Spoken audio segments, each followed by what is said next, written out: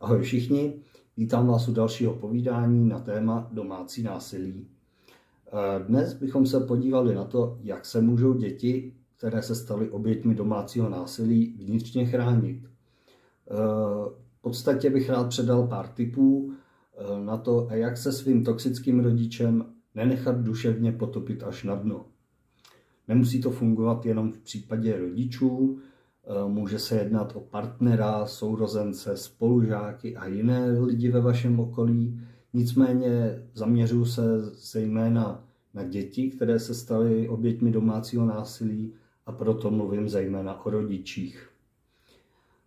První takové doporučení je uvědomit si, že za nic nemohu, pokud vyloženě nedělám tomu dotyčnému naschvály. Nikdo z nás není bezchybný a pokud rodič vyvádí kvůli každé mojí chybě, tak nepřijal moji neomylnost a to je jeho problém. Jako dítě většinou ani nemáš možnost o nějakých důležitých věcech nějakým zásadním způsobem rozhodnout. Takže pokud tě rodič za něco takového obvinuje, tak na to nemá právo, protože o důležitých věcech rozhodují hlavně dospěláci. Druhé takové podle mě důležité doporučení je uvědomovat si svá pozitiva. Toxický rodič tě pravděpodobně často upozorňuje na tvá negativa. Jenomže každý máme dobré i špatné vlastnosti. A ty by si měl uvědomit, jaké dobré vlastnosti obdivuješ na ostatních lidech. Čím víc jich bude, tím líp. A budeš-li chtít a snažit se být taky takový, můžeš se občas sám sebe zeptat. Daří se mi něco z toho? A co z toho se mi daří? Když něco z toho bude pravda, možná ucítíš takový hřejivý pocit uvnitř sebe. Nebo ti z toho naběhne až husí kůže, což jsem osobně já začal považovat za signál, že mi konkrétní vlastnost v danou chvíli dodává sílu. Nevím, jestli to tak bude fungovat na každého, možná je to jen určitý placebo efekt, který jsem se naučil si navodit, ale věřím, že mě to pomáhalo a stále pomáhá. Jinak o svých dobrých vlastnostech raději nikoho kromě sebe nepřesvědčuj. Ten dotyčný by ti to mohl zkoušet vyvracet, aby tě srazil zpátky na dno. Prostě si to nech pro sebe jako svoji vnitřní sílu. S tím se váže jedna taková zajímavost z mojí tvorby fantasy příběhu, ve kterém jsem každou z těch vlastností, kterých si vážím, přiřadil jedné z hlavních postav. A to je potom dočasně ta vlastnost propůjčuje nadpřirozené síly. Lze říct, že za pomoci Rexe a přátel jsem se v mládí do jisté míry vnitřně obrnil. Byli to takoví moji imaginární kamarádi. Pak jsem je ale začal chápat spíš jako takové své psychické protilátky. Třetí doporučení. Najdi si způsob, jak opustit páru. Když cítíš smutek, strach nebo zlost, existují různé způsoby, jak to lze dostat ven. Zvol si nejlépe něco, co nikomu neublíží.